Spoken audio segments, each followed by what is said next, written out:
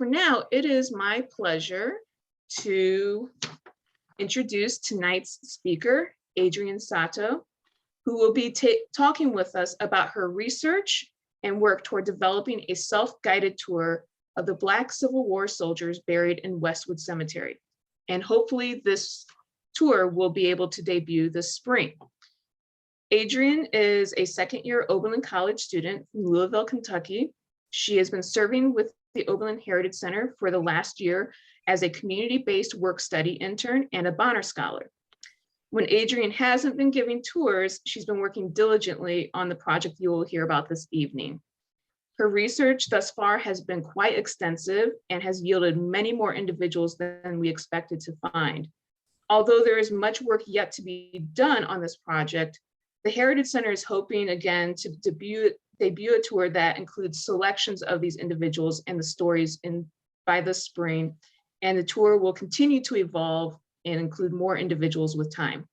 We're grateful to Adrienne for taking on this vital research and for her willingness to present all of this information to you this evening, or a few of these pieces of information this evening.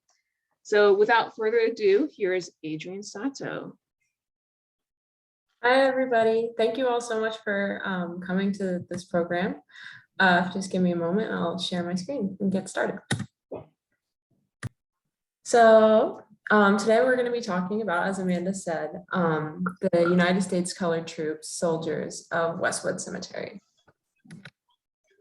So before we get fully into the discussion, I'll give you a little overview of what it is I'm going to be talking about.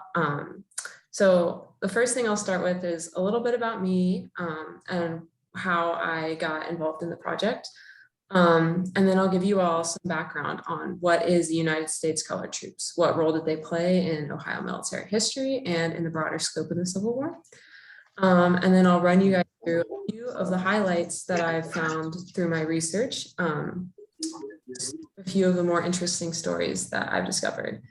And then I'll give you a little bit of a preview on what the project is hoping to be in the future. So to start, what exactly is this project that I've been working on for last year? So as Amanda said, I'm the Oberlin community-based work study intern at the Heritage Center. I've been working here since last February, excuse me. And when I started this work, Amanda approached me and told me that they were looking to make a walking tour of Westwood Cemetery that would take the audience through different graves of Black soldiers who fought in the Civil War. And then at each of these graves, there would be a little bit of a biography about the specific person and who they were in terms of the military, but also outside of that. And I've been working on this project for the last year. It's not finished yet, and we're hoping to finish it by sometime this spring. But I was really drawn to this project because I am a big fan of narrative-focused, human-focused historical work. Because if you think about it, history is sort of just a big celebration of stories and humans. And when we're looking at the big conflicts like the Civil War, a lot of the times we can get more into just like the broader movements, the broader like trends, which is another interesting thing to look at.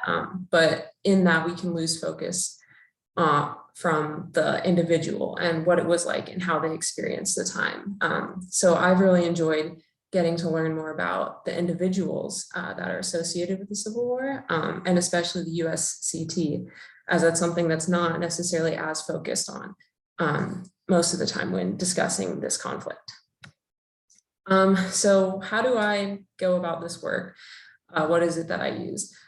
So the first step, there's two kind of aspects of this work that I found. So the first is like locating the names and the graves of the Black soldiers that fought in the Civil War who are also buried in Westwood.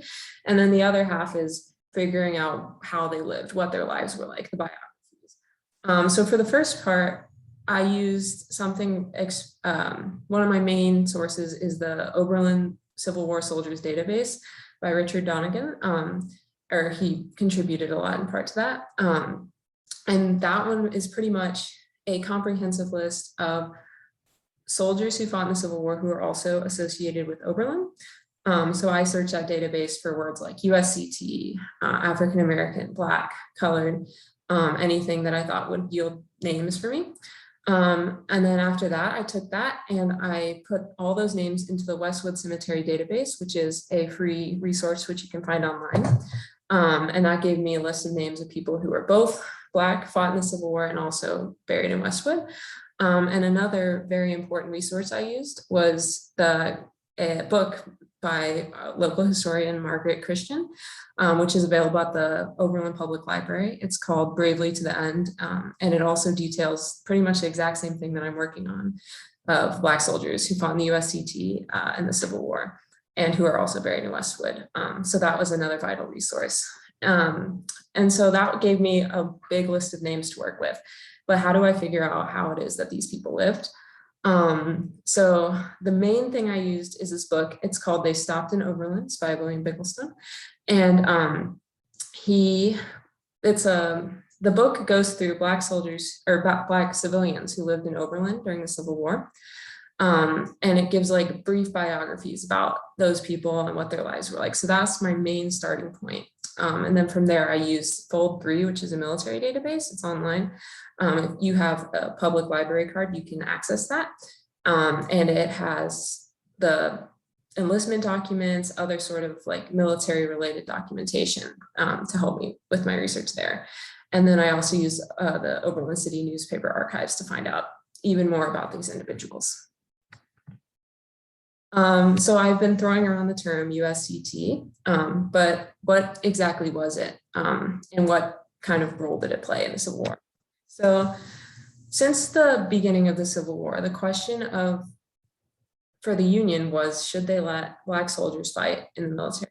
Because on one hand, allowing Black soldiers to fight for the Union would give them more numbers, it would give them more strength to help them beat the Confederacy. But on the other hand, they worried that the border states, which were slave states, but who were not necessarily part of the Confederacy, they were worried that like by allowing Blacks into the military, they might offend those border states and push them further away from their cause. And so the Union was kind of going back and forth about this for the very early days of the Civil War. But in 1862, the Militia Act updated a previous Militia Act, which allowed the president to put Black soldiers into the military. And then on top of that, which further solidified it, was the Emancipation Proclamation of 1863. And so these two things combined allowed for the formation, official formation of the United States Colored Troops on May 27th, 1863. And by the end of the Civil War, their U.S.C.T consisted of 175 separate units, and that made up 10% of the Union Army. And they would go on to be very influential in different aspects of the Civil War. So each state had its own U.S.C.T, and these were mostly like volunteer units. And there's different divisions within the U.S.C.T. So if you see these words, this is what they mean. So there's infantry, which is what you would normally imagine when you think of like soldiers. So it's foot soldiers. And then there's the artillery. So if you see USCHA, it means United States Colored Heavy Artillery, which means they use like the cannons and the mortars and like the bigger machines. And then there's also cavalry, which were the soldiers who rode into battle mounted on horses. And throughout most of the Civil War, the United States Colored Troops specifically, they were given a few duties that oftentimes were deemed a little bit lesser, like guarding troops or hauling supplies. But that's not to say that they didn't see active battle. And they were also often led by white generals who were put in charge of the troops as well. So what about Ohio? So although it was technically legal for Black units to be formed, it took Ohio a little bit longer because there were still some obstacles in the way. For example, the governor, David Todd at the time, was worried that by forming a colored troops unit, in Ohio, he might offend the white soldiers who were fighting for him. And so there's two men from Oberlin who were influential in the formation of the United States Colored Troops in Ohio. Their names were John Mercer Langston and Ordentus Simon Bolivier Wall, or OSB Wall. And these two men came to Governor Todd and asked if they could form a unit. And he originally said no. So these men went off and they recruited in different states. They were influential in creating the 54th Massachusetts. In Massachusetts, they were very successful in recruiting Oberlin men to other states where there were United States Colored Troops. But eventually Governor Todd realized how successful they were, changed his mind, and allowed for the formation of the 127th Ohio Volunteer Infantry, which was also known as the 5th United States Colored Troops. And Langston and Wall appointed Oberlinian Giles Waldo Shirtliff, who was a white man, to be their general of this unit, which also included 5 Oberlin men. So now I've talked a little bit about the background of the United States Colored Troops, a little bit about Ohio and how that's related. And now we're going to talk a little bit about some of the interesting stories that I found throughout my work. So to start, we have Wilson Bruce Evans. He was born a free man in North Carolina, 1824. And from a young age, he studied cabinet making with his brother. He got married in 1854 and moved to Oberlin. And then while he was in Oberlin, he continued to work on cabinet making, but he was also a strong abolitionist and an agent of the Underground Railroad. He was part of the Oberlin-Wellington Rescue of 1858, in which Oberlin residents marched to Wellington to recover a freedom seeker named John Price, who had been recaptured as a part of the Fugitive Slave Act. And due to his involvement in this rescue, Evans ended up spending 83 days in the Cuyahoga County Jail in Cleveland before being freed. And after that, he enlisted in white regiments in Company D of the 178th Ohio Volunteer Infantry. He served in white regiments during the war, although we're not exactly sure why, as he listed as a Black man. That's still uncertain. And he spent most of his military service at a post of commissionary in Tennessee. And then after returning home, he continued his carpentry work and also ran an undertaking business. And then eventually he died in September of 1898 in Cincinnati. Recently, descendants of the Evans family have formed the Wilson Bruce Evans House Historical Society and started a revitalization project on his house. They plan to make that space available to the public in the future. Our next highlight is Robert Nelson. This story I found particularly interesting, mainly due to his children, although that's not to say he wasn't an interesting man himself. He was born in Kentucky. He was born into slavery sometime between 1830 and 1843. He enlisted in Company H of the 117th U.S.C.T., which was a Kentucky regiment, in 1864. And he worked as a teamster in Texas, which helped transport supplies to different bases. And then he was discharged in Texas in 1867. And then after his discharge, he moved to Oberlin with his wife, where he worked as a laborer. He had 10 children with his wife. And one of them became a professional baseball player with the Page Fence Giants, which was part of one of the first Black baseball leagues. His name was either John or William Nelson. There's a discrepancy in the records, but we do know that he played for the Page Fence Giants, and he was a left fielder. Eventually, Nelson his health started declining with his age, and he died in 1908. So although the last two stories were some of the happier ones that I found throughout my research, but I also found a lot of stories that showed some of the difficulties that being in part of the war and being a Black man during this time had on these men. They often faced more challenges than maybe a regular white soldier would. And so there's a couple of stories that have a little bit of difficulty and strife within them.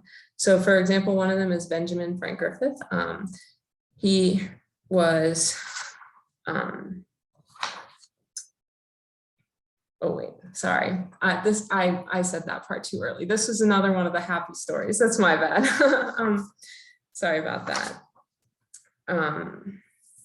So he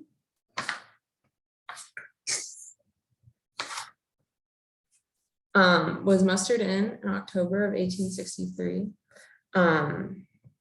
He was frequently referred to as Frank, and he was born in either Mississippi or Alabama. And then he mustered in, as I said, in October of 1863. He was part of the 5th United States Colored Troops. I find this story particularly interesting because in October of 1863, he was found absent without leave. And there was no reason listed on his record. However, through historical research, we discovered that he did have a sick son at the same time, who would eventually die of disease. And then Griffith would return back to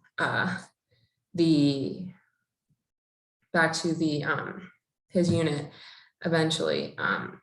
And I found this story interesting because it shows a more human side of the soldiers, because like it shows him more as like a family person, as a family man who had parts of him that were not part of the military. And that's why I included this one. This is back to what I said earlier about some difficulties. So James Butler, he was most likely born in 1843 in Montgomery, Alabama, but he was listed on his military enrollment forms that he was born in Pennsylvania. And this is likely because he was white passing.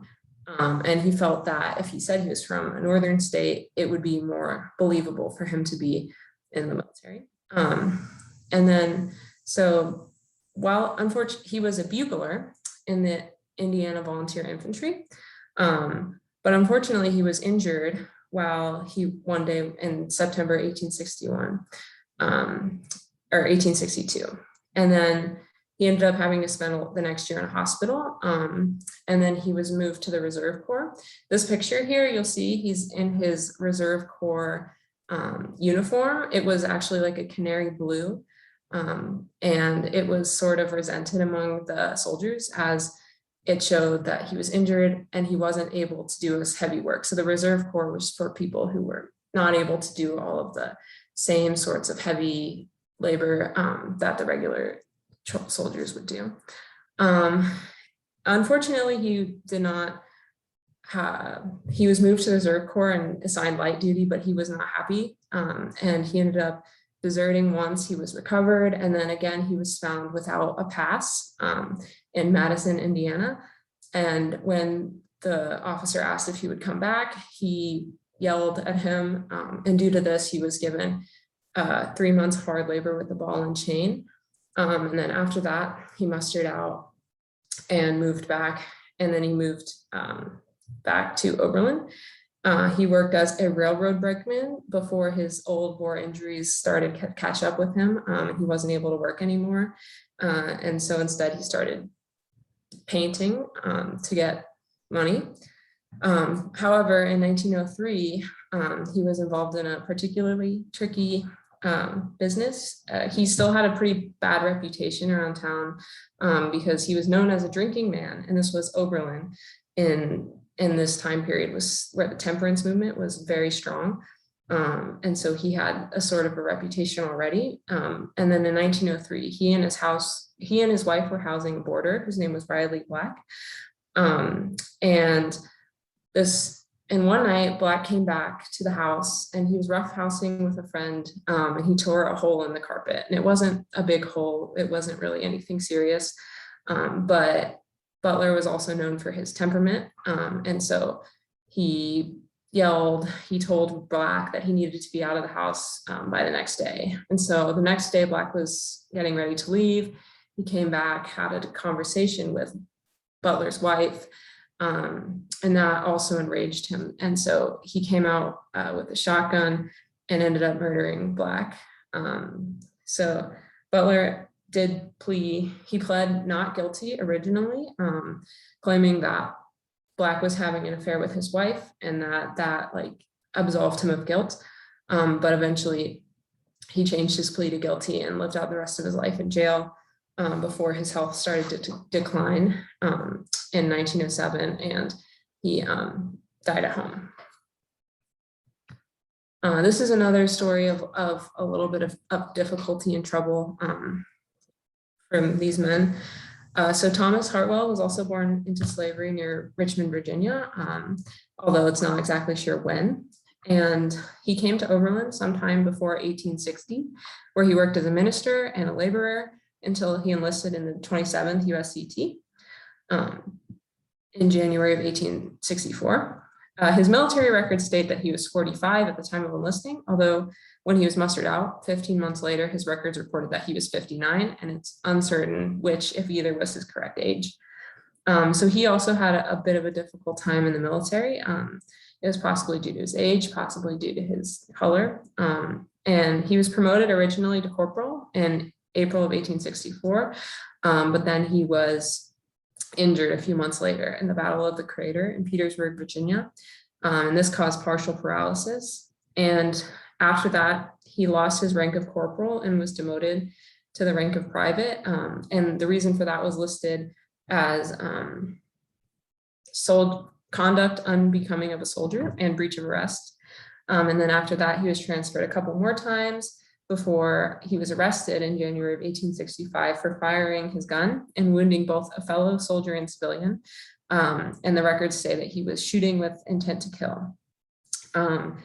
And then after he mustered out in 1865, he returned to Oberlin, and he was known for giving out medicines in the community, although he wasn't necessarily a licensed physician.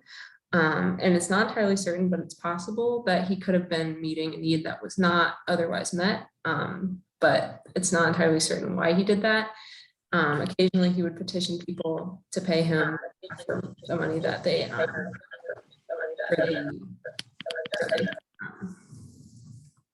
for the medicines that they had not paid for. And then in September of 1883, he eventually died of old age. So another thing that I noticed while going through this is that there are a lot of stories.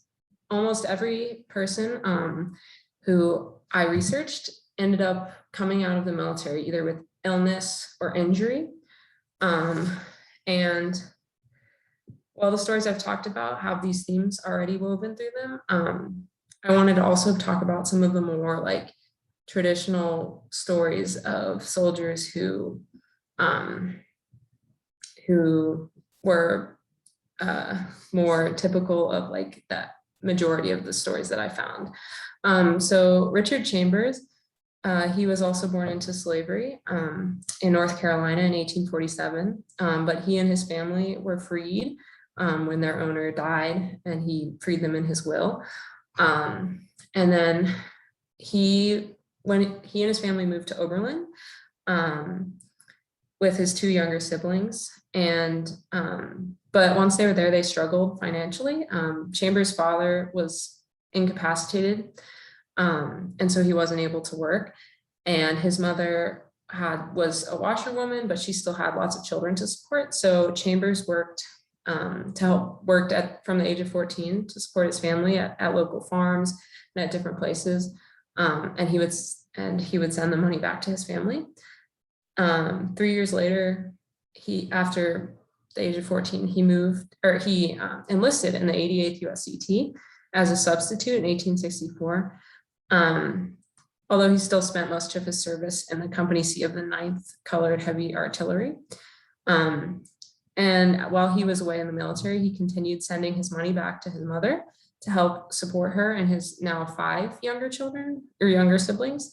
He also sent his bonus check to the Oberlin grocer, whose name was William Hovey, to pay for his family's groceries until the bonus ran out.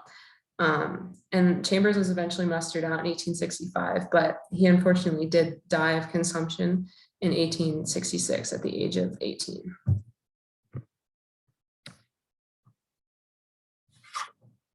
So all of this is not to say that there are not a few successful USCT soldiers.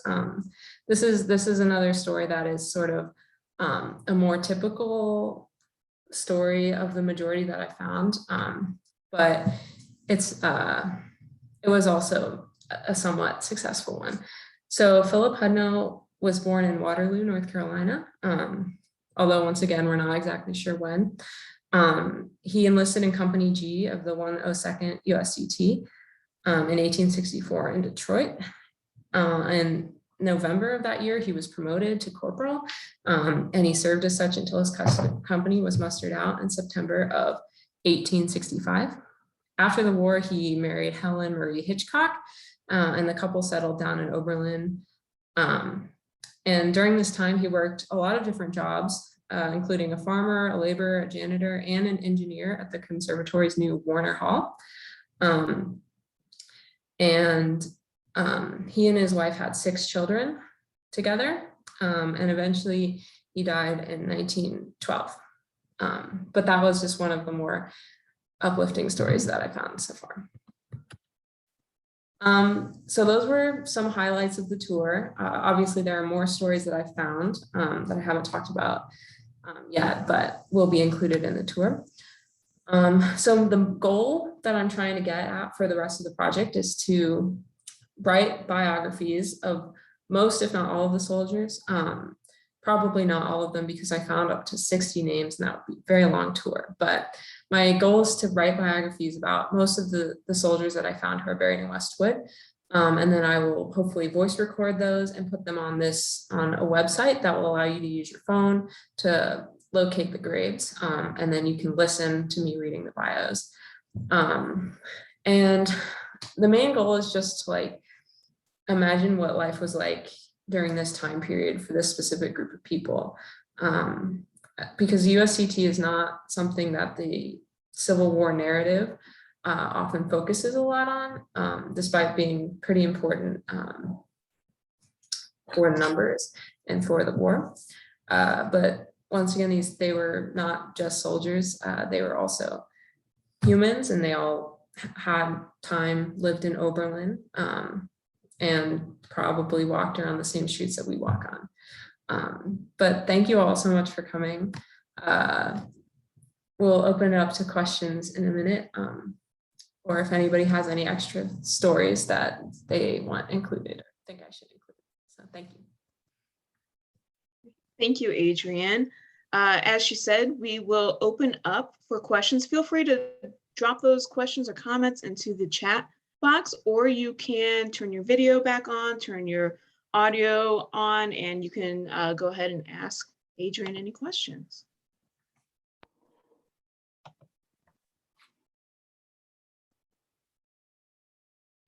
Hi, if nobody else is going to do it, let me jump in. My name is Delbert Spurlonk, and I know a little bit about that magnificent cemetery. And I have, first of all, thank you for, you know who you are, for inviting me to this occasion, and I'm very glad that I did not miss it. But I have a series of questions that I don't want to hog the show, but I would love to get some answers to these, or talk about your future research. Yeah, At a later date. Let me ask first. I have always been interested in whether or not anybody from the Massachusetts 54th was buried. You answered part of that question. There was at least one person But of course, the Massachusetts 54th was the story of glory, the movie.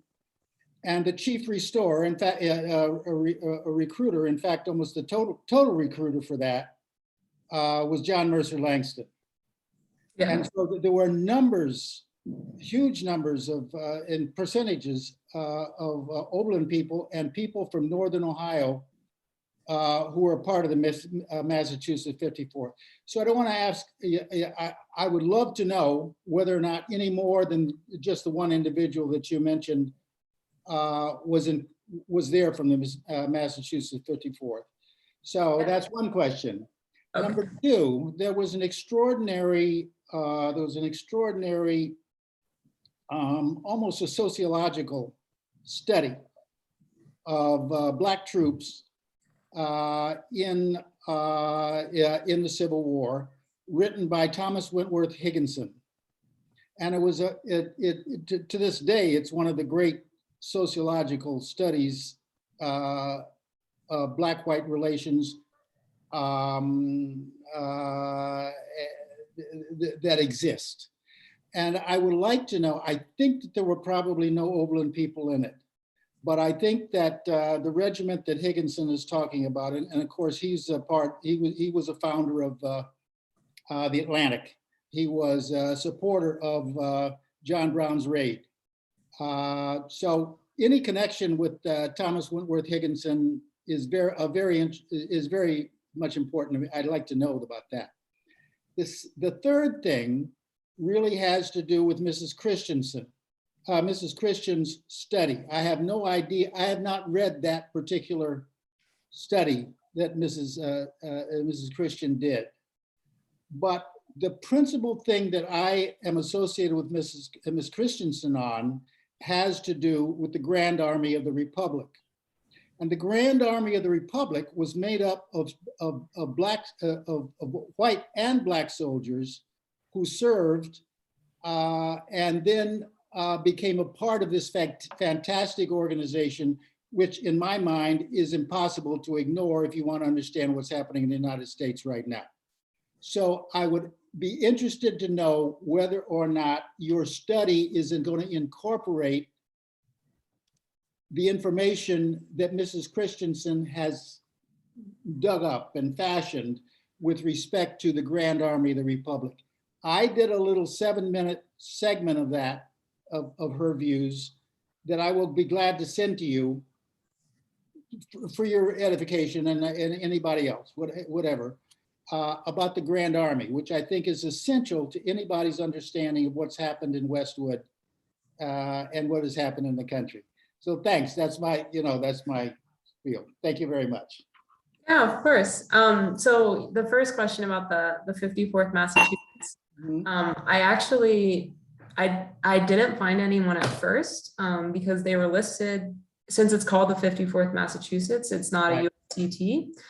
So when I did my search, I missed a bunch of those people at first. And then I realized, I was like looking through them, I was like, I wonder, like I noticed one of them was 54th Massachusetts. And so I started looking through the database again, and I uncovered a whole bunch more people from there who are also buried in Westwood. I have not gotten around to like writing their biographies yet because like I found those a little bit later in the process, which is probably why you didn't see that necessarily represented in the slides. But I'm planning on definitely including them in this story. The wall on down by Plum Creek on in the memorial I played around there all the time when I was a kid, but I didn't pay any attention to anything, right? So it may very well be that they're designated on that wall, the 54 guys. And I'm sorry that I haven't just gone there and recently and dug it out myself, but that's and as for your other two questions, I have not looked into the Thomas Wentworth Higginson, but I wrote it down, and I'll definitely try and look into that afterwards. And I did, a few of the people I noticed were part of the Grand Army of the Republic, but I haven't done a lot of research on that yet. So I would love any resources that you may have. Great. I'll send it. I'll send it your email to you with the link to my little movie that I did years and years ago. Awesome. Thank you so much. Thank you. Adrienne. Yes, hello. I have my hand raised. Oh, yes, of course. That's all right.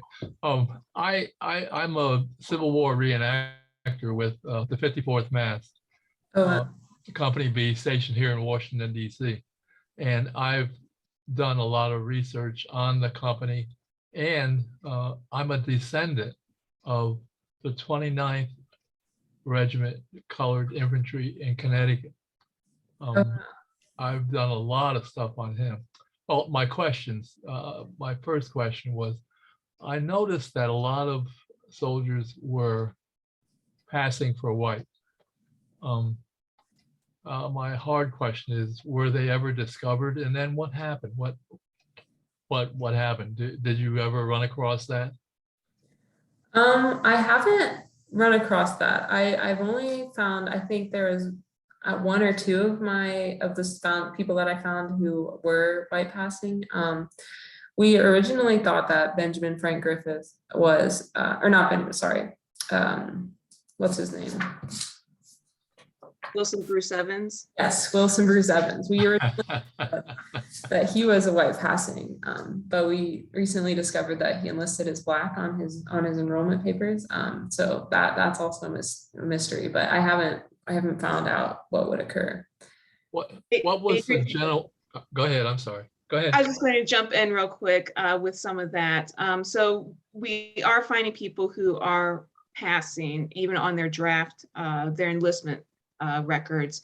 But some of the individuals like Wilson Bruce Evans, he's still listed as Black on his enlistment, but he was put into a predominantly white regiment. However, they were still segregating by companies of those regiments at that time. So there certainly are people here in Oberlin that we know their families eventually passed into whiteness, but we're not quite there yet. But that is a very interesting point to raise. Just curious.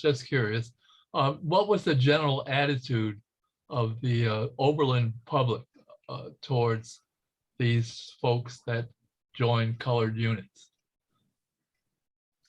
That's a great question. I've not done a lot of research into that necessarily. I'm not trying to put you on the spot. No, I think that's a really interesting question though. And I do notice that when they came back from the war, a lot of times they did have trouble finding work, but that also could have been because of injuries from the war or illness. But that's a really interesting question. I don't know if Amanda has anything. Somebody asked Mr. Spurlock. That name is very familiar. Mr. Spurlock asked if there were members of the 54th from Oberlin. I'm sure there were. I don't have the roster in front of me, but I can answer that. Okay, go ahead, over. This is Bob Oliphant. Hi, Delbert. I haven't seen you since high school, I don't think. How are you, man? Good seeing you. We both changed a little bit since then. I live in Massachusetts, and I'm a genealogist and local historian by avocation. And there's a National Archives facility in Waltham, and about maybe it's 25 or 30 years ago now, long before the internet, I discovered that they had on microfilm the records of all the soldiers in the 54th and 55th Massachusetts colored infantry. And I went through that and I made a list of all of the people that had an Oberlin connection. And I've got several documents that relate to that, but one of them is a spreadsheet in Excel that I think it lists 19 soldiers in the 54th Massachusetts who had a connection to Oberlin and 3 in the 55th Massachusetts. I'd be glad to send that to whoever wants it, but I'm not sure what's the best way to distribute it. I could put my email address in a chat note, I guess, and you could, anybody that would be interested in it, let me know and I'll send it to you. I appreciate that. One thing I found that the 54th had a man from Peru. How in the world he got to sign on with the 54th is beyond me. But they had folks from all over that joined the 54th. just like the 29th, the regiment that my ancestor was in from Connecticut. It's just interesting how these men with very little education, with very limited means, were able to travel. I had one man who traveled from Frederick, Maryland, all the way to Hartford, Connecticut to enlist in the 29th. Now, Frederick, Maryland it's about 50 miles this side of Gettysburg. I cannot believe, I can believe he did it because it's written down. I just have a difficult time learning or seeing how he was able to go that far north without, I mean, you can't hop in a Amtrak or catch a flight. You had to walk or catch a ride or whatever. Just interesting. One more thing, and I don't want to, Adrienne, I don't want to hog the thing, but you could ask a Black soldier why you enlisted in this war, and they would probably give you one or two answers. One, I wanted to free my brothers from slavery. And two, I wanted to keep the Union together. And I found instances of this in my research. And it was just fascinating that they would bond together like this. In their quiet times, they would teach each other to read and write. And that's just fascinating, just fascinating. Okay, I'm through. Thank you very much. This is a great presentation, and I certainly do appreciate it. Thank you again. Yeah, thank you for your contributions. That's definitely something that's fascinating to think about. But let me make another comment about the Evans. I do not know. I do not know for sure whether or not the Evans that you've characterized here and identified is Anna Evans' father. I suspect she probably is, because the Walls and the Evans were very close.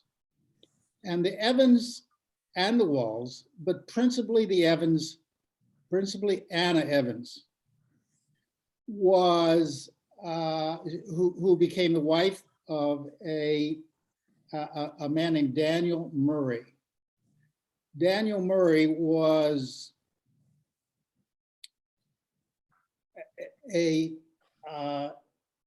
archivist of sorts, but he was just viewed as a clerk by the Library of Congress. He was the chief clerk, Black clerk of the Library of Congress, dating back probably starting about 1875 or something of that nature.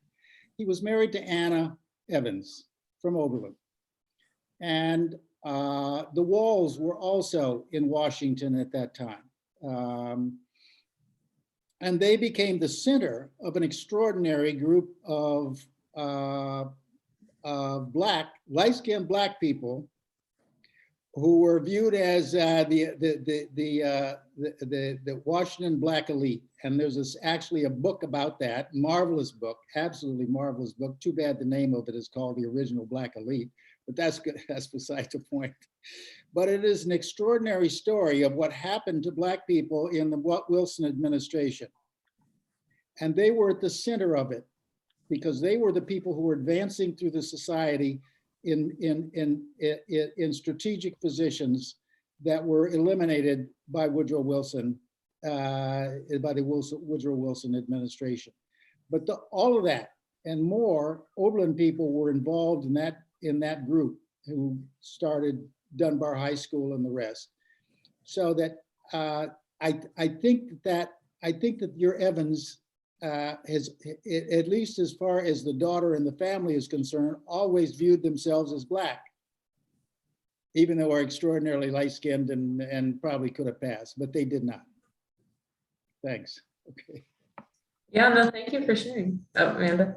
Yeah, thank you, Mr. Spurlock. And I just put my email in the chat feature. I think we have a lot of great conversations and resources coming to the front here. This is exactly what we were hoping to get out of the program this evening. Your thoughts, your comments, suggestions for how we can keep evolving this tour. I think when Adrienne started this project, none of us expected to find as much as that has come to light. And that is great. It's just taking us a little bit more time to sort through everything. I don't want to neglect some of the people who have popped questions and comments in the chat box. So again, Mr. Hawley, thank you for your contributions. Camille, how many actually received their due pensions? That is an excellent question, and one that we'll have to look through some of those Fold 3 records a little bit more about. Adrienne, I can't remember if you mentioned this in the program or not, but John Mercer Langston worked with Giles Shurtleff to ensure equal pay for their soldiers, and they were successful. They petitioned on their behalf, and they were successful in doing that. As far as pensions go, that is a whole other issue, and it's one that we will need to look into. So Camille, I jotted that down. We will include that as part of the narratives here.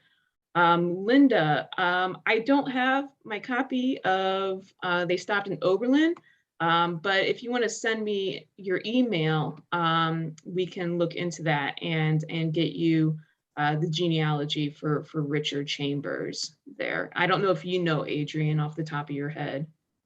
Well, the Chambers were, there's a lot of Chambers that ended up in Oberlin because they all came from the same plantation and were all freed by the same owner. So there's another Chambers that is who also fought in the USCT, who I didn't talk about in the program, but who I've done some research on.